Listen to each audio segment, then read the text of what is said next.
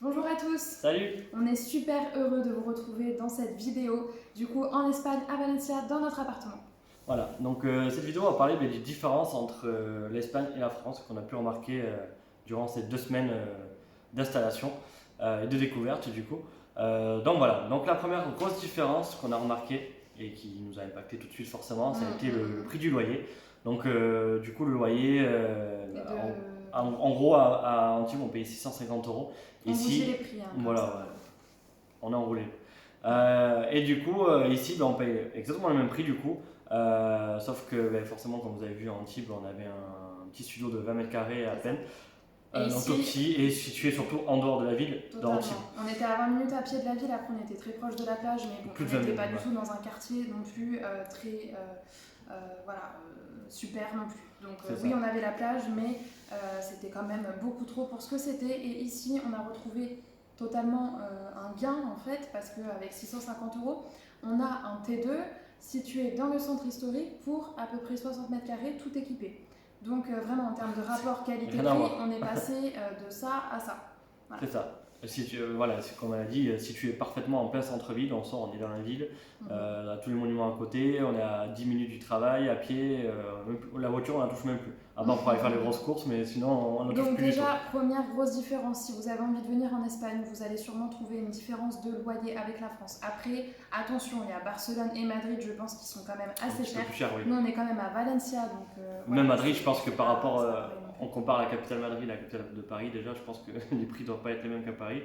Même si c'est plus cher, ça ne doit pas être le même prix qu'à Paris non plus. Donc, en tout cas, il y aura une différence positive. Sur la Côte d'Azur, avec 650 €, on disait au revoir au T2, au revoir à beaucoup de choses. Au revoir à Et tout. ici, on a retrouvé totalement nos droits, on va dire, hein, parce que 650 C'est ça. € quand même, on peut se permettre d'avoir un appartement digne de ce nom. Et là, c'est bien le cas. C'est ça.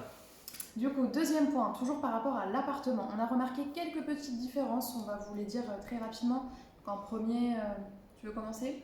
Non, c'est à toi. Moi, j'ai fait. Oui, Du c'est à coup, toi. ce sont les portes de poignée. Donc ici, Ah, ça paraît bête comme ça, mais. les portes de poignée, ça se dit ça? Non. Non. Bah, si. Les poignées de Non, porte. mais. Oui, voilà, non, mais c'est pas grave. Du coup, non, Mais il y en a plus, il justement, n'y a ici, pas c'est plus de conséquent. poignée sur la porte. Donc en fait, il y a un espèce de claquement avec le loquet de la serrure. Et après, on a une poignée au milieu. Donc en gros, si vous fermez, vous pouvez pas mettre votre main pour ouvrir la serrure. Vous faites comme ça et ça s'ouvre pas. Voilà. Donc vous êtes enfermé. Donc ça, c'est une grosse différence et on nous a Faut bien pas oublier les confirmé clés, que quoi. c'était comme ça partout. Ah oui, et bah. voilà, il faut avoir tout le temps ses clés avec soi. C'est ça. Donc ici, il faut être très prévoyant. Déjà, ça nous apprend à être très prévoyant, avoir tout le temps bien les clés, bien C'est faire clair. attention avant de sortir. Aussi, on a par rapport au linge. Du coup, le linge, il y a un étendoir fixé sur la longueur ou la largeur des En deux dehors fenêtres. de la fenêtre, ouais. En dessous On de est la au fenêtre. 3e étage et du coup, on doit étendre notre linge comme ça derrière les fenêtres. Bon, ça peut se voir aussi en France, hein, ce type Ouais, de mais système. c'est plus à l'ancienne quand en Et ici, France, c'est ça vraiment c'est plus très trop. très répandu. Donc pour l'instant, ça va, on s'en sort, mais dès que quelque chose tombe, évidemment, on ne peut pas le récupérer. Vu la chaleur Là qu'il aussi, fait, au moins ouais, ça sèche Là aussi, rapidement. ça nous apprend à être très prévoyant, hein. C'est comme la porte d'entrée, il faut faire très attention. Et troisième point, l'eau non potable. Voilà, donc en France, l'eau est potable, on n'est pas obligé d'acheter des bouteilles d'eau, on boit de l'eau au robinet, tout va bien. Ici, donc il Non. faut apparemment, enfin c'est pas il faut, hein, c'est qu'elle n'est pas potable. Donc on ne sait pas ce qui peut nous arriver si on boit de l'eau ici. C'est ça, donc on est obligé de prendre, on est obligé en gros d'acheter des gros packs qu'on monte chez nous, c'est-à-dire qu'on habite au 3e étage sans ascenseur, donc Et là, tous les c'est jours un vraiment, pack, se monter un pack d'eau c'est un peu tous les 2 un peu jours, relou. la bouteille d'eau, la bouteille d'eau, la bouteille d'eau. C'est ça. Donc il faut vraiment se mettre dans le truc. Et, Si tu voilà. oublies, t'en as plus, bah Après, tu on bois verra pas. peut-être pour filtrer l'eau, etc. Il y a peut-être Ah ouais, d'autres c'est trop techniques. trouver d'autres En solutions. tout cas, ce sont des vraies petites différences avec un appartement en France. C'est clair. Aussi, on a la télé. Donc ici, on a pu avoir la télé, continuer à avoir les chaînes de télé sans avoir de box internet, etc. Donc ça, apparemment, à ce que tu m'as dit, c'est moins répandu en En France. France maintenant, il y a minimum besoin d'un décodeur télé, décodeur TNT, et encore je sais même plus si décodeur TNT ça existe encore, enfin bref. Donc là, on a Là, elle marchait directement, sans internet, sans rien. Enfin, comme avant, comme à l'époque, tout Donc simplement. après, ça reste de la télé, donc les chaînes télé sont totalement similaires. On retrouve peut-être Plus un de films. petit décalage. Par exemple, il y a des jeux télé, etc., qu'il Ouais. n'y a plus forcément. Maintenant, les chaînes en France, c'est plus Dîner presque parfait, Bienvenue chez nous, plus des choses à base de notation. Et là, non, on a des jeux télé un petit peu comme La Gaston roue Lagaffe, Vincent Moll. Gaston Lagaffe. C'est pas Gaston Lagaffe? C'est Vincent Lagaffe. Oui, bon, Vincent Lagaffe, quoi. Bref, même le nom, c'était quoi le nom de l'émission? Le Big Deal, là, un truc comme ça. Oui, le Big Deal. Oui, voilà, enfin, c'est plein d'émissions qui font un peu penser à ça, mais en un peu moins con. Bah là, c'était Boom, ce qui a existé pendant pas très longtemps, justement, avec Vincent Lagaffe, assez récemment, où ils doivent couper les fils d'un truc, sinon la bombe leur explose Non, dans mais la c'est tête. sympa parce qu'en plus, c'est des Et la roue de la fortune, un voilà, peu des vieux trucs. intelligents, il faut répondre un peu à des questions, etc. Par contre, les téléréalités, c'est totalement pourri, celle qu'on a vue, donc c'est la Casa Fuerte. Et bon, bah, ça a l'air nul, quoi, un peu trop trash, un peu trop bling bling. En gros, j'ai l'impression qu'il faut la télé-réalité dans le studio où on habitait à Antibes, quoi. C'est un truc tout petit, avec même pas la piscine, elle fait la taille d'un jacuzzi, même et pas. puis très bling bling, quoi. On a vraiment des personnes qui sont surfaites, bimbo à fond. Donc, bimbo, mais dans des trucs dégueulasses. Enfin, bref. Il y a encore un petit retard aussi là-dessus sur la télé-réalité. Mais par contre, au il y a beaucoup point de films. sympa, la chaîne Paramount qui est totalement gratuite sur la télé espagnole et Oui, qui en France est payante.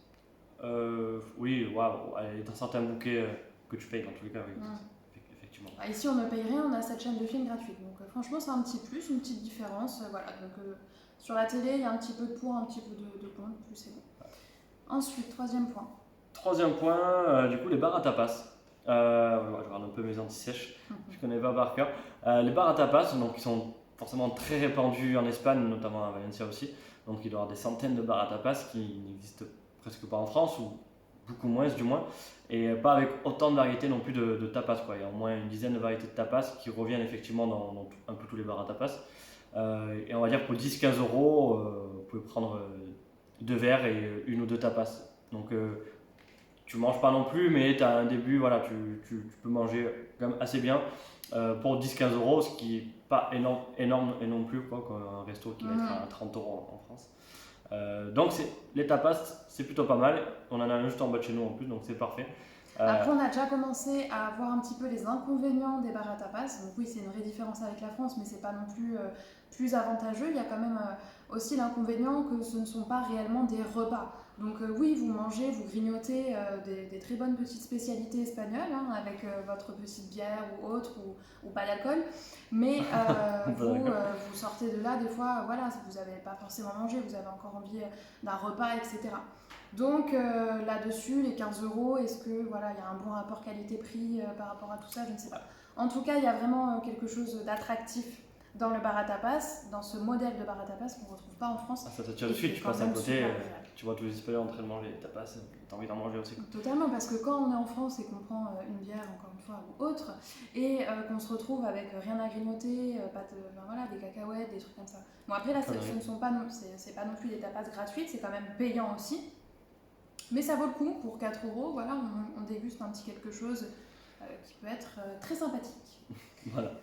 Du coup, quatrième point, donc on reste un petit peu sur l'alimentation. Du coup, on a remarqué dans les supermarchés qui pouvaient être l'alimentation était très alléchante sur le visuel, avec malheureusement des choses à l'intérieur très grasses, très sucrées. Donc ici, c'est beaucoup les donuts, c'est beaucoup les pizzas, vraiment tout de suite un visuel, un plastique, un emballage qui, bon déjà, ça fait fake. Hein. Nous, on le voit tout de suite, ça fait très américain, très fake, très tape à l'œil, donc on sent tout de suite que c'est pas forcément la chose vers laquelle se tourner. Ouais, et c'est vraiment très, et même les rayons sont vraiment très carrés, notamment Mercadona ou Cosum, ils sont tous en uniforme, carré, en mode Black Mirror pour la série, c'est vraiment carré, et justement, voilà, ils mettent tout sur le visuel, mais rien dans le goût, quoi. Après, comme je t'ai dit, c'est peut-être notre palais français qui détecte la mauvaise bouffe, mais aussi, donc il y a beaucoup la dernière fois on a cherché de la semoule pour le couscous, on n'a pas trouvé. Par contre, il y avait énormément de variétés de riz pour la paella, etc. Donc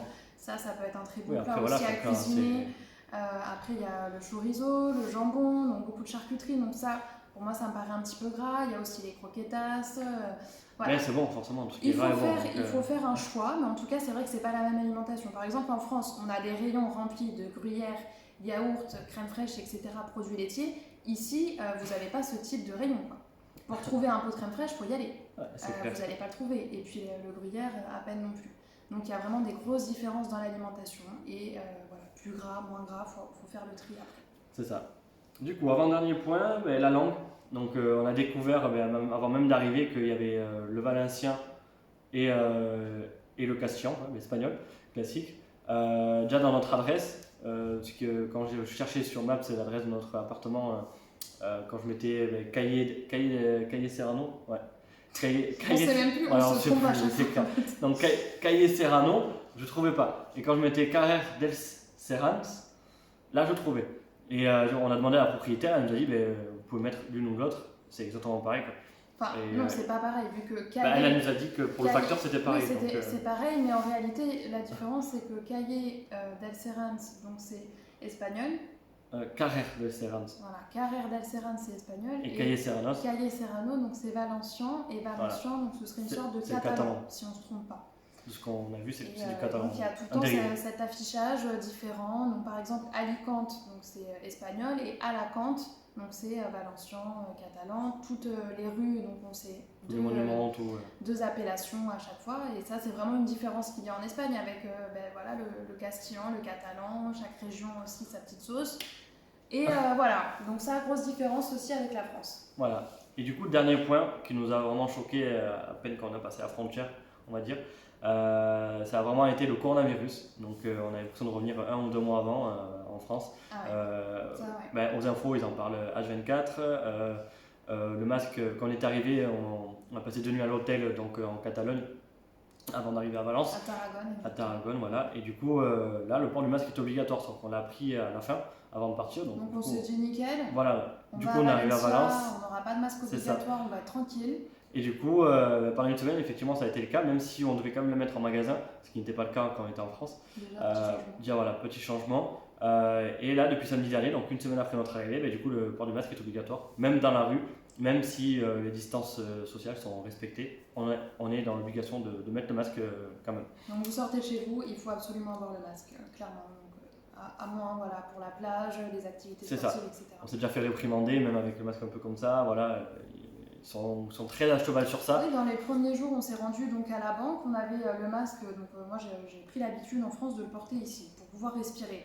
Et là, 2 fois, on m'a demandé de le remettre en haut. Immédiatement, quoi, tout de suite. Donc voilà, on a vu qu'ils étaient beaucoup plus à cheval, beaucoup plus stricts, et à ce moment-là, le masque n'était pas obligatoire dans les lieux publics ouverts. Donc là, maintenant, il l'est, et je me suis fait encore réprimander aussi au passage par 2 policiers, parce que voilà, je l'ai descendu pour m'essuyer un petit peu à cause de la chaleur. Et là, non, 2 policiers qui m'ont fait signe de le remettre. Donc voilà, ils sont très stricts et en même temps très disciplinés aussi, hein, les Espagnols, vraiment. Même quand c'était pas obligatoire, ils avaient déjà tous le masque. C'est ça qui est bizarre, c'est que tout le monde met le masque, tout le monde respecte vraiment les mesures, ce qui est très bien. Et pourtant, j'ai l'impression que le coronavirus part à la hausse de plus en plus et encore plus touché, alors qu'ils respectent beaucoup plus que nous en France. Donc c'est vraiment un point d'interrogation à ce niveau-là. En tout cas, voilà, on espère qu'on va pas être confinés en tout cas. Ils ont été, comme disait ma grand-mère, ils ont été vachement touchés aussi, l'Espagne en nombre de morts aussi. Donc ils ont peut-être été un peu traumatisés. On sait aussi qu'à Valencia, je crois que c'est ce soir, où ils prévoient donc à la place de la mairie un orchestre en hommage aux victimes. À la télé, on a vu aussi des hommages de faits, donc avec le roi d'Espagne, avec une rose blanche, avec un truc de flamme au milieu, etc.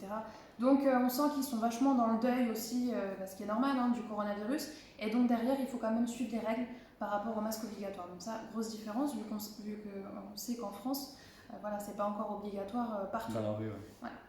Voilà, donc du coup voilà, c'était les différences qu'on a pu remarquer en 2 semaines, ce qui je trouve est déjà beaucoup. Sans trop réfléchir, on a déjà trouvé tous ces thèmes, donc voilà. Donc du coup, on va certainement vous refaire des vidéos sur tout ce qui est paperasse. Comment on a réussi à obtenir notre numéro d'identification espagnole. Parce que là, on n'a pas encore fini, on est en plein dedans encore, donc on attend un peu avant de faire les vidéos. Dès qu'on l'aura, on vous fera une vidéo pour vous expliquer vraiment comment obtenir cette identité, cette petite identité espagnole, on va dire. Voilà. Pour le territoire espagnol. Voilà, donc on vous dit à une prochaine vidéo et passez une bonne semaine. À bientôt.